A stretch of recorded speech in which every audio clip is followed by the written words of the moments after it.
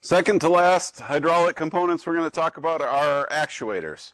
So actuators are broadly broken down into two different types. We have linear actuators, which are linear motion. We take fluid pressure and we turn it into linear motion. And rotary actuators are going to take fluid pressure and turn it into rotary motion.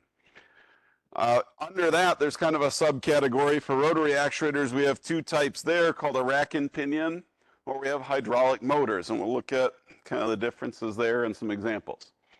So linear actuators can be broken down into two groups known as single acting or double acting. So a single acting, and what we're referring to with single or double acting is how many different directions is hydraulic fluid being used to move the actuator. So a single acting is hydraulic pressure is going to move it in the one direction. The second direction can be springs that could be part of the actuator, or it could be gravity in the case of like some landing gear or doors that are heavy enough where gravity does a portion of it. Or it can be other non-hydraulic forces, even things like pneumatic or electric or that kind of thing. So double acting then is where we have hydraulic fluid that moves an actuator in two different directions, extends it and retracts it. And those can then be broken down into balanced or unbalanced, which has to deal with a difference in pressure or a difference in area that the pressure is put against, where remember the force is force in pounds, comes from pounds per, a force is developed by pressure, pounds per square inch, over so many square inches, over an area, right? So you take pressure, which is pounds per square inch, right? That's our pressure. And we multiply that times our actuator area, which is in inches squared.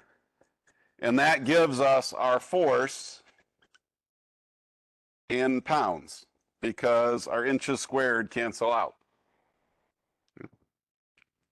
And in an unbalanced actuator, the force available in one direction is different than the force available in the other direction because there's two different areas that fluid's pushing against. Whereas a balanced actuator, we're going to have equal surface areas, and we'll look at how we do that. So here's some diagrams of some various. So this top is a single acting actuator. We have hydraulic fluid that moves the piston from the left to the right. Okay? The right side of the actuator to the right of the piston inside the actuator is just an open cavity, and we have a vent right there. So that space is filled with air. And in this example, there's a return spring that's going to push it back the other direction. You can see the piston with a rubber seal typically is dividing the two sides of the actuator. There's also a seal over here on the right side where the actuator end comes out, the actuator rod. However, in this case, you wouldn't necessarily need a seal right there, but you would probably have something like a Teflon ring or some other kind of wear surface so you don't have a metal on metal situation. Okay, so that, in this case, this seal right here is more just to allow this actuator rod to slide in and out smoothly and not bind up. Okay. More common is we have double acting actuators. So on the bottom left is our double acting unbalanced actuator. So it's got two fluid ports, and this is what was shown in our valve example. Something like this was shown in our valve examples, where we can port fluid to the left side or the right side to move the actuator either direction.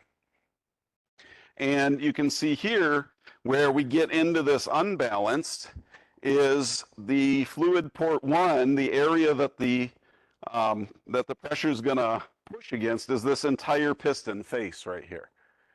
Okay? But the area on the right where the fluid comes into port 2, it can't push on the entire face because the center of the face has a rod connected to it. And so it's going to push on an area that essentially makes a ring or a donut around the outside of that actuator rod. And so in this case, we'll have, with the same pressure, it will have more force pushing from to the right than it will pushing to the left. So in the case of like a door, like the cargo door on the 727, fluid to open the door, we put fluid in on the left to extend. To close the door, we can put some fluid in on the right just to guarantee that it shuts all the way, right? But we've got gravity helping us close that big, heavy door that opens upward. So that's what we're talking about with an unbalanced actuator. With a double-acting balanced actuator, that's where the area on each side of the piston that's exposed to the fluid pressure is going to be equal. Okay, so they have two rods here. Now this example, they show a connection point at the end of the rod on both ends. But oftentimes we only need to connect our actuator on one end. We only need one end of the rod. And so this side over here to the left, it wouldn't have a connection point on it. It'd just be long enough to allow the piston to slide all the way from one side to the other. And it would be cut off. It would be called a dummy shaft. So you have the actual actuation shaft that has the connection point, and you have a dummy shaft, which is where we don't hook anything up. Okay. Now the other part of this is, I mentioned with the single acting actuator that this seal where the shaft goes through isn't really a seal, but it's more of something to kind of guide the end of the shaft or provide some kind of a bearing surface. On your double acting and double acting unbalanced and balanced, anywhere you have a shaft going through, we do have to seal this chamber for port 2, or we have to seal the chamber for both ports 1 and 2 right here. And so those do have a rubber seal there. Okay, they're also divided into two chambers by the piston. This one doesn't have a seal on it. That's pretty rare. Most of them are going to have a seal on the piston. Okay. When we did internal leakage checks, remember we did that with hydraulic lab. We checked internal leakage. When we're checking internal leakage, we're looking at how much fluid is able to bypass between these two ports right here. Because remember, one side of this is going to be hooked up to the pressure side of the system. The other side is going to be hooked up to the return side of the system.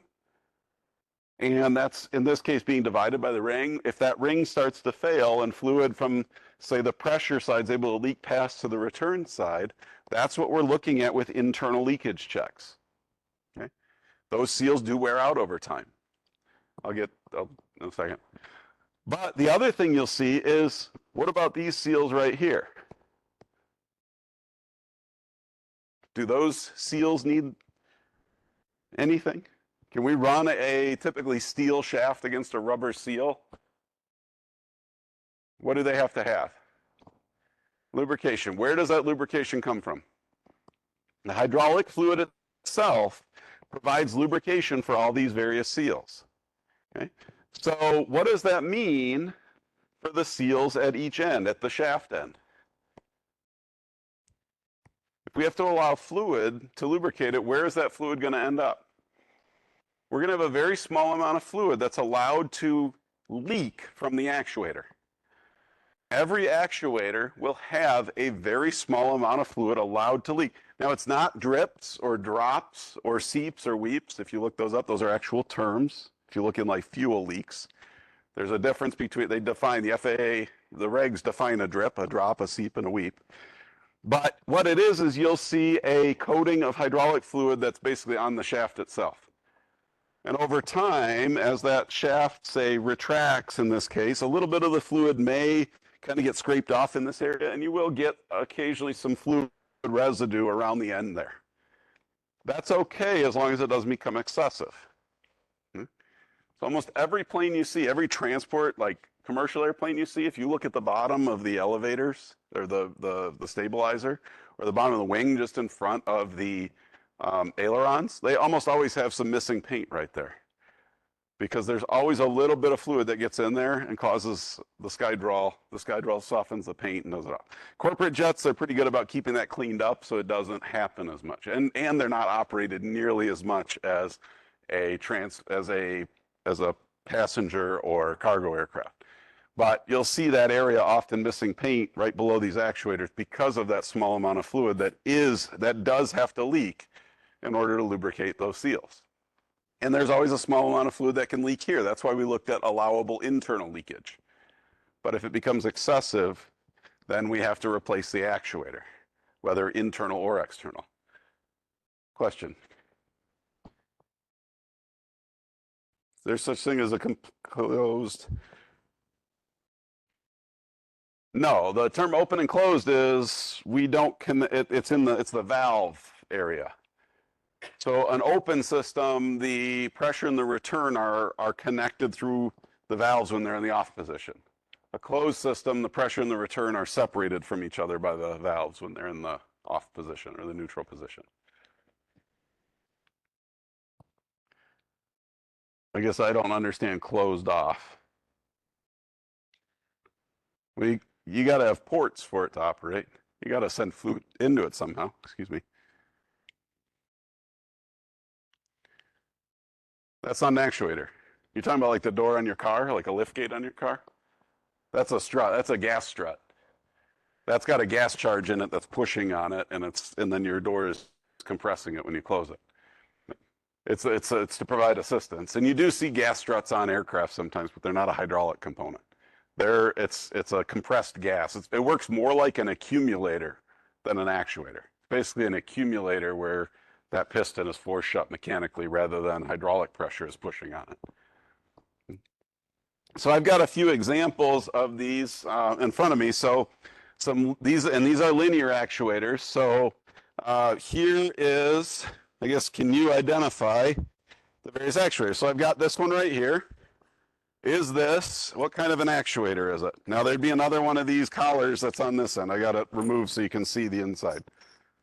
So there's going to be a port on both ends. What kind of an actuator is it? Double acting, linear, what else? Unbalanced, right? So there's our piston. You can see the area on your right is a lot bigger than the donut-shaped area on your left. Okay? And you can see that seal that's on there, the rubber O-ring. These are rebuildable. They can be taken apart. You unscrew these rings, and they can be rebuilt. And then there's also a seal under here. So if I unscrew this, you can see there's a little wiper seal inside of there. Okay. So that's what provides our seal, and there's a wiper seal, and this one's got an O-ring inside of it as well. Okay. The O-ring provides the fluid seal, these little discs right here. This wiper seal that's kind of under the cap, that is going to kind of keep dust and dirt from working its way in where it tears up these seals right here. And it's got this copper compression piece in the middle. Kind of a neat setup. So I'm going to pass this around. Feel free to unscrew things, disassemble, look at it. It is a little bit sticky. So if you don't want to get, this was 5606, so if you don't want to get a little bit of 5606 residue on your hands, then just pass it on. You're welcome to come up afterwards. I got gloves too you can use. Okay, here's one totally assembled that I'm not going to pass around, but this one is a SkyDraw version. Okay, it hasn't been cleaned up. Another double acting unbalanced actuator. Uh-oh. Making a mess. Okay. Here is another type of actuator. So what kind is this one? There's a port here. There'd be another port right here. This is double acting. Is it balanced?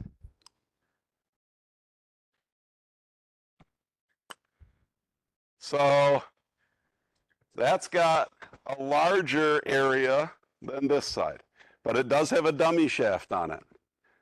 So because the actuating shaft and the dummy shaft are different sizes, this one's technically an unbalanced actuator. And you'll see this one does not have a seal on the dummy shaft.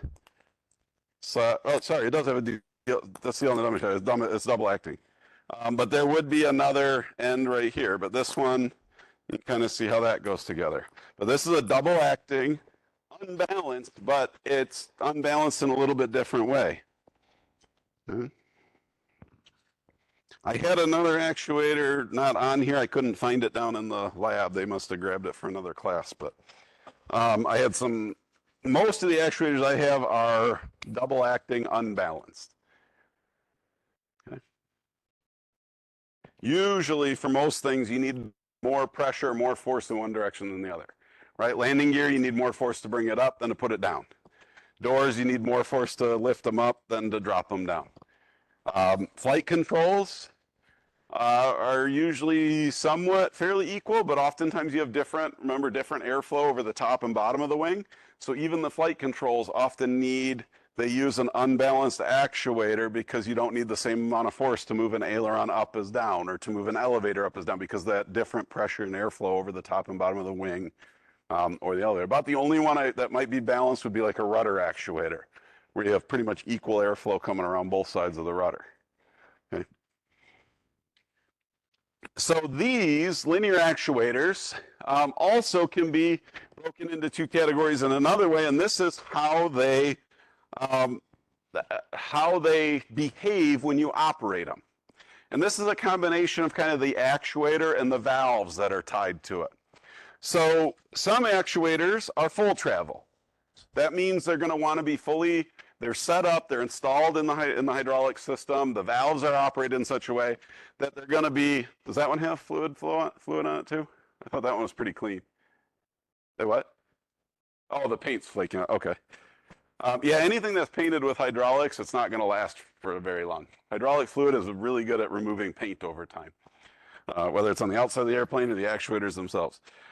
So a lot of them are unpainted, like this one right here. But full travel actuators are either going to be fully one direction or the other. Often you see this, things like landing gear, doors, right? Landing gear, we almost never are going to stop our landing gear halfway up or halfway down, right? Doors are usually either opened or closed. Sometimes you can stop them by if you have a valve, you can manually stop actuating, like the cargo door, you can open it a little bit and open it more, but that's still a full travel actuator. The normal positions are open and closed. It doesn't sense the position of the door and stop moving when it gets somewhere until it's fully open. You can continue to move it. Also some secondary flight controls. The big ones there are if you have what's called a dedicated ground spoiler. And that is on top of the wing when the plane lands, you have those spoilers that come up. The flight spoilers can come up and down a little bit to help with roll control. Dedicated ground spoilers, they're either down or once the plane lands, they pop up to help spoil lift on the wings and keep the airplane from wanting to fly back up into the air. And those are usually a down or an up. They don't have any kind of an in-between position. For things that are going to be in between, we want to have a proportional actuator, also known as a servo or a feedback actuator. And in these, we combine our actuator along with feedback linkages or circuitry, and then valves that are going to allow that actuator to move a little bit or move a lot. Flight controls, primary flight controls are the big one there, right? If I take my yoke and I move it a little bit left and right, I don't want the ailerons to go full travel left or right every time. It'd be a rather uncomfortable ride for everybody on board. Right? I move it a little bit, I want that aileron just to deflect a little bit and do a nice slow roll. Right? If I moved it just a little bit and it went full deflection, the plane would go like that. And we don't want to do that. We're not flying acrobatics here. So we have these servo valves. So I'm going to pull up this kind of animation. It's something that's hard to describe, but essentially what's happening is you have a valve and an actuator that work together. So as we do an input, it causes the valve, it moves what's like the neutral position of the valve. The flight control moves, and then it moves the valve into that new neutral position, it closes the valve. So I've got some videos that show the valve and the actuator moving together to kind of understand how this works.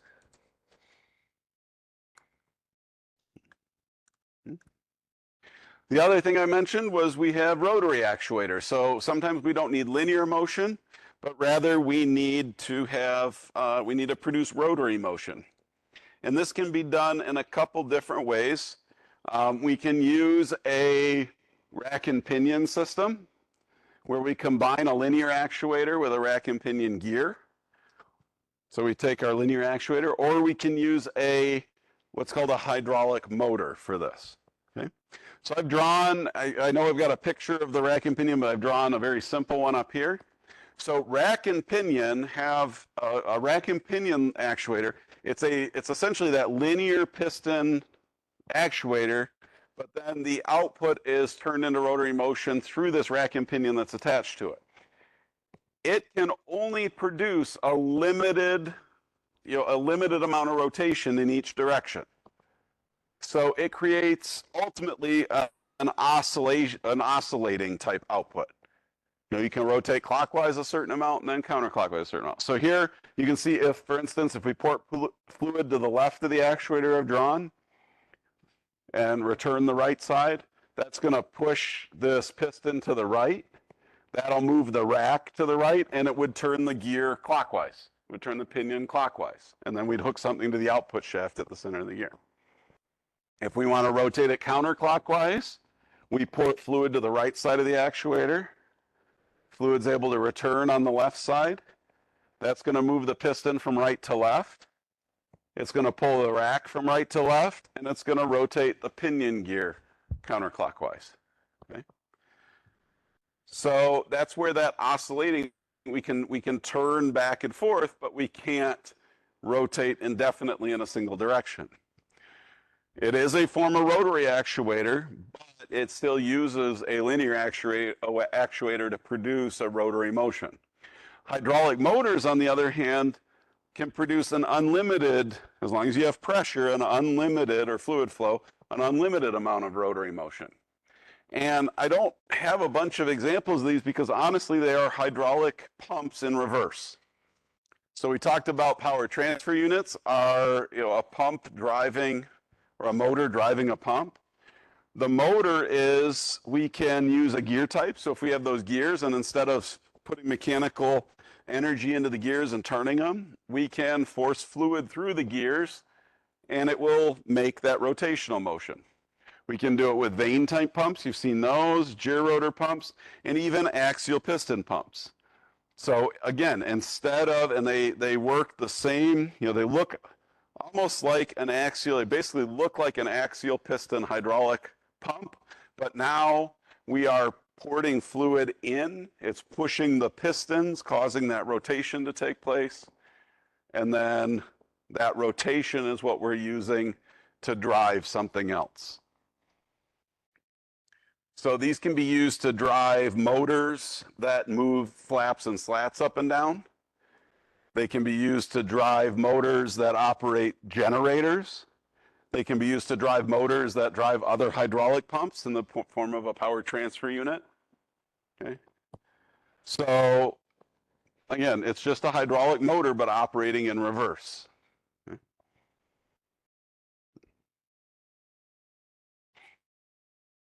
And if you reverse fluid flow, you can reverse, just like if reverse pressure here, you can reverse fluid flow through the motor and it will operate the opposite direction. Okay. The last component we need to look at are hydraulic filters. I think someone actually came and grabbed a few things off my cart because I had all this stuff on here. They use these for a couple classes, so I told people where it was and someone must have grabbed them. But you're starting to look at hydraulic filters on the 727. So hydraulic filters are removing contaminants. Where do the contaminants come from? Why do we get contaminants in a hydraulic system? What's that? The darn landing gear? What about the landing gear? Where does this, I mean, it's a sealed system, right? Stuff on the rods on the actuator. Remember I showed you that wiper seal, right? It's not going to get every single particle off of there. So some of them are going to get pulled back into the actuators. They mix with the fluid that goes to the return. Okay, so that rod, especially those rods, hydraulic fluid as it dries, if you got that one going around, it gets sticky. Things will start to stick to those. And then it gets pulled back into the actuator and it ends up going through the system. So we want to filter that out. Any other areas? Where else do we get contamination? What else? Servicing port, yeah, if you don't clean the servicing port before you put hydraulic fluid in, you should clean it before you put hydraulic fluid in or hook up hoses or anything like that. Okay. The actuators and components themselves and the pumps, there's going to be wear. You're going to get some metal wear. You know, even though that fluid is a pretty good, hydraulic fluid itself is a very good lubricant for like the hydraulic pumps and the pistons and the different parts inside of the hydraulic system, you are going to get some wear on those over time. And so that's going to create particulate matter in the fluid. The other part of it is if you have a catastrophic or a failure of a component, right? Pump chunkies. If the pump comes apart, you don't want chunkies going everywhere through the system. So fluid filters can be cleanable or replaceable elements. Most of them nowadays are a cleanable element, especially with the high pressure.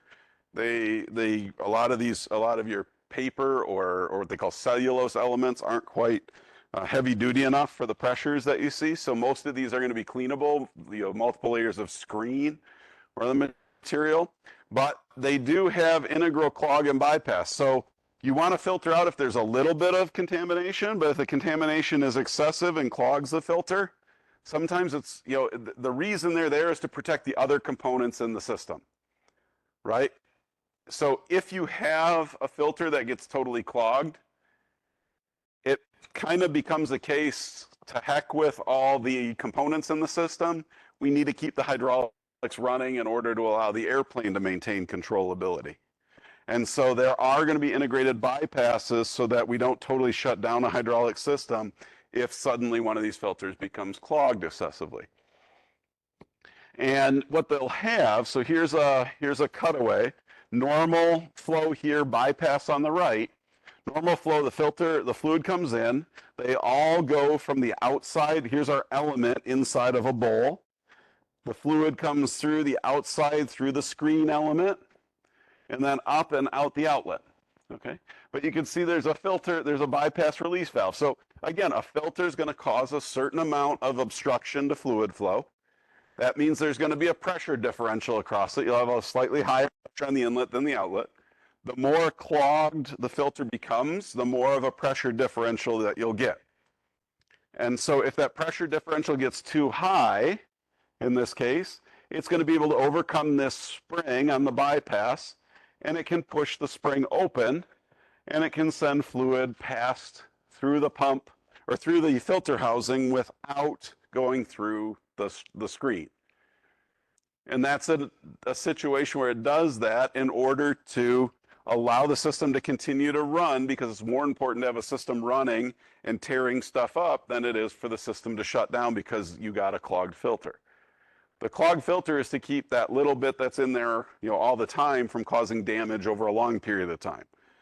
But if you have that catastrophic failure and you need to keep the system running, you know, that will allow that to happen.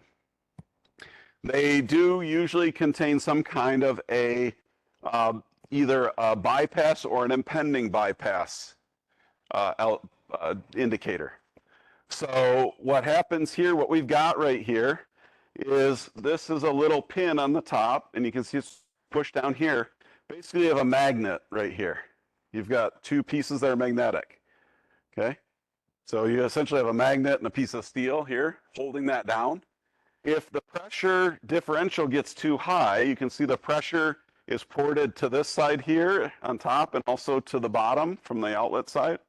If the pressure gets too high, it's going to, that pressure on the top is going to push down on this little oval shaped item here. And when it pushes away from this surface, it's going to break that magnetic bond, and this indicator is going to be able to pop up. There's a little spring that'll push it up. And then that will stay popped up until someone resets it, until you physically push it back down, and those magnets can re-stick to each other. Okay? So what that means is you can go in the aircraft and you look for these little indicator pins to pop up. And typically the way they're set is the force it takes to pop this pin, you know, move this thing down, usually is a little bit less than the force it takes to do the bypass. So when you do your inspection on the aircraft, hopefully you notice if one of these has popped because the filter's starting to get clogged before it gets to a point where it pushes that bypass valve open, because it's operated the impending, they often are called an impending bypass indication or impending bypass pin. So if we look at some of these, this is what the filters look like. So we've got, this is a filter module. It's got 2 filters in this case. Okay, they're filters themselves. The elements are down in the bowls right here. These actually have an impending bypass pin. It's this little fitting at the top. You can't see it because it's behind the picture. But these are going to be installed in 3 primary locations on any hydraulic system. You're going to have a pressure filter, which is right after your pumps. So we want a filter after. Why is it important to put a filter right after the pump?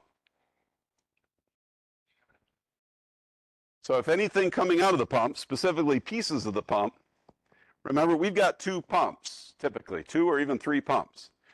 There's going to be one of these after each pump before they come together, before the 2 pressure flows come together.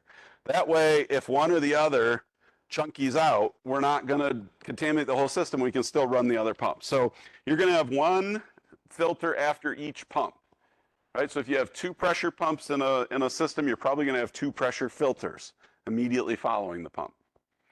Okay. There's going to be one on the case drain.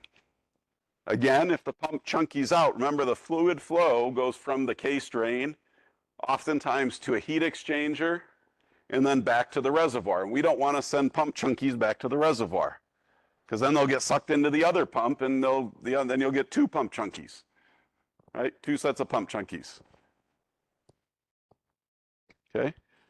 And then the last part is we have one in the return so that if we get actuator chunkies, we don't return those back to the reservoir. And also, when we get dirt on the actuators and that kind of thing, we're not sending dirty fluid back to the reservoir. So these 3 locations, oftentimes at least 4 or sometimes 5 filters in one system, are hopefully going to be able to maintain the integrity of that system no matter what happens to our pumps or no matter what happens to our actuators. Okay? So here is a schematic for a single hydraulic system. Okay? And so just following it around, I know there's a lot going on here, right? So we have, excuse me, we have our reservoir down here. Okay? And we have fluid. We need to go to our engine-driven pump. So green is our suction. So fluid's going to go out, up to our pump. Okay, that's suction. Right? You see, there's no filters in that. It comes from the reservoir, goes up to our pump. No suction, no filters. Okay, that's our engine-driven pump. It also comes out and goes up to our AC pump right here. Engine pump, AC pump, our 2 pumps in our system. And each of those pumps, first off, is going to have a case drain in orange. You can see we go to a case drain goes to a filter, heat exchanger connects to the return side and goes back to our reservoir. Case drain, there's a case drain filter, goes to our heat exchanger, goes back to the reservoir. You can see those are 15 micrometer. Okay, fairly large opening. And that's in case we have a pump chunky situation. It's not really there to filter the dirt and the dust out of the material. Okay. We also have, because there's not a ton of fluid flow to those, we also then have pressure side, the red side of each pump comes out and it goes to a 5 micrometer filter. Right? And in this case, they actually are a combined one, but there's some check valves there and that kind of thing. So hopefully it doesn't, chunk out. But that's why we have a bypass in case one of the pumps does. That pump will shut down, and then the other pump will be able to bypass the filter if it gets totally clogged by a pump chunky situation. Okay, 5 micrometers, a fairly small one. It's going to filter most of the fluid. It goes out to our various user systems over here: rudder, elevator, ground spoilers, multifunction spoilers, brakes, okay? And then on the return side, we've got the blue all coming back, right? Blue all comes back down here, up here. The blue goes through a 5 micrometer return filter, right, to clean the dust and dirt out of it, and then makes its way back to our reservoir. So there's those 3 locations. Pressure filters downstream of the pumps, in this case a single. Case drain filters downstream of the case drain. Not really designed to keep the fluid clean, just designed to make sure we don't send pump chunkies anywhere. And then a return filter, again, designed to keep the fluid clean, make sure we don't send actuator chunkies back to the reservoir. Okay. Pressure, case drain, return. And if you look at pretty much any hydraulic diagram, you're going to see those filters in those same locations. Okay.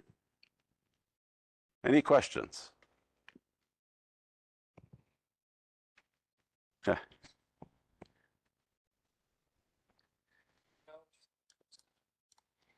Let me pull it back up. Pylon firewall, check valves here. I'm trying to remember what those are exactly. They're basically like a snubber type check valve. But I can't remember what the specifics are with those. Yeah, it's a, I don't know exactly what the function on those is, honestly. It's like a snubber type check valve, and it's basically to,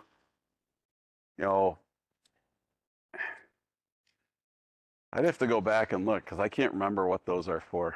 There's a shutoff valve here. Yeah, and